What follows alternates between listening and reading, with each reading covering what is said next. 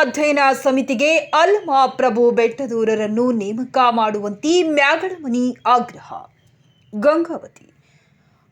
ಕಲ್ಯಾಣ ಕರ್ನಾಟಕದ ಶಿಕ್ಷಣ ಅಭಿವೃದ್ಧಿಗೆ 8 ತಜ್ಞರ ಸಮಿತಿಯನ್ನ ಇದೇ ಮೊದಲು ಬಾರಿಗೆ ಸರ್ಕಾರ ರಚಿಸಿದೆ ಎಂದು ಕಲ್ಯಾಣ ಕರ್ನಾಟಕ ಪ್ರದೇಶ ಅಭಿವೃದ್ಧಿ ಮಂಡಳಿ ಅಧ್ಯಕ್ಷ ಡಾಕ್ಟರ್ ಅಜಯ್ ಸಿಂಗ್ ಪ್ರಕಟಿಸಿದ್ದನ್ನು ಕೊಪ್ಪಳ ಜಿಲ್ಲಾ ಸರ್ವಾಂಗೀಣ ಅಭಿವೃದ್ಧಿ ಹೋರಾಟ ಸಮಿತಿಯ ಜಿಲ್ಲಾ ಅಧ್ಯಕ್ಷ ಬಸವರಾಜ್ ಮ್ಯಾಗಳಮನಿ ಅಭಿನಂದಿಸಿದ್ದಾರೆ. ಕಲ್ಯಾಣ ಕರ್ನಾಟಕ ಪ್ರದೇಶದಲ್ಲಿ 7 ಜಿಲ್ಲೆಗಳಿದ್ದು ಪ್ರತಿ ಜಿಲ್ಲೆಗೆ ಆದ್ಯತೆ ನೀಡಿ ಪ್ರತಿ ಜಿಲ್ಲೆಯಿಂದ ಒಬ್ಬರನ್ನ ಈ ಸಮಿತಿಗೆ ನೇಮಕ ಮಾಡುವ ಬದಲಿಗೆ ಕೇವಲ ಕಲಬುರಗಿ, ಬೀದರ್, ಬಳ್ಳಾರಿ ಜಿಲ್ಲೆ ಈ 3 ಜಿಲ್ಲೆಯವರನ್ನ ನೇಮಕ ಮಾಡಿ ಉಳಿದ ಜಿಲ್ಲೆಗಳನ್ನ ಕಡೆಗಣಿಸಿ ತಾರತಮ್ಯ ಮಾಡಿದ್ದನ್ನು ಮ್ಯಾಗಳಮನಿ ತೀವ್ರವಾಗಿ ಖಂಡಿಸಿ ಸರ್ಕಾರದ ವಿರುದ್ಧ ಆಕ್ರೋಶ ವ್ಯಕ್ತಪಡಿಸಿದ್ದಾರೆ.